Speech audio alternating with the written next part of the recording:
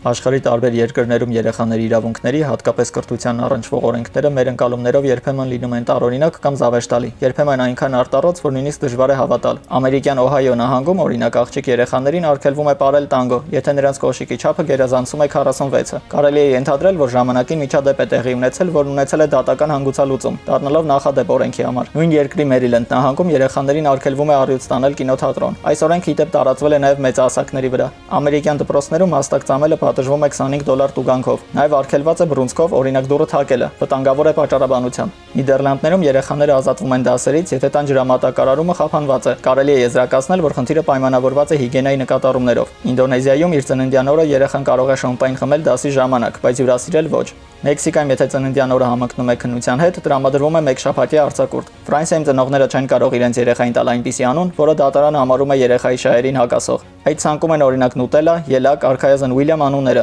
ապագայում երեխային ծաղրից կամ անհարմարություններից պաշտպանելու նպատակով։ Դանիայում, Իսլանդիայում, Գերմանիայում եթե ծնողներն ընտրում են հաստատված անունների ցանկից դուրս անվանումներ, պետք է հատուկ թույլատրություն ստանան։ Նման մի առիթով իշխանություններն արգելել են երեխային Լուցիֆեր անվանել։ 1996 թվականին Շվեդիայի մի զույգ փորձել է իրենց երեխային տալ 43 նիշից բաղկացած անընթեռնելի անուն՝ ի նշան բողոքի անունների սահմանափակման օրենքի դեմ։ Բելգիայի քաղաքներից մեկում ձնագնդիկ խաղալը դիտարկվում է նույնքան վտանգավոր, որքան քար նետելը։ Մեծ Բրիտանիայի դպրոցները խրախուսում են երեխաներին ունենալ ընկերների լայն շրջանակ, բայց խուսափել լավագույն ընկեր հասկացությունից, կանխելու համար խտրականությունը։ Բանգլադեշում 15 եւ ավել տարեկան աշակերտներն ուսանողները կարող են բանտարկվել արտագրելու համար։ Հնդկաստանում աշակերտներին արգելվում է հիվանդ լինել 2 օրից ավել։ Գրեթե բոլոր երկրների համար ընդհանուր օրենքով երեխաների կրթության իրավունքն ամրագրելն է։ Աշխարհում միայն 4 երկիր ունի պարտադիր կրթության մասին օրենք՝ Փութանը, Պապուա Նոր Գվինեան, Սողոմոնյան կղզիները եւ Վատիկանը։ Մեզ համար անսովոր այս օրենքները ոմանց զարմանքը կարող են հարուցել, ոմանց շպիտը, բայց փաստը դրանց գոյությունն է եւ այն, որ յուրաքանչյուր պետություն յուրովի է փորձում մանուկների համար լավագույն միջավայր ստեղծել,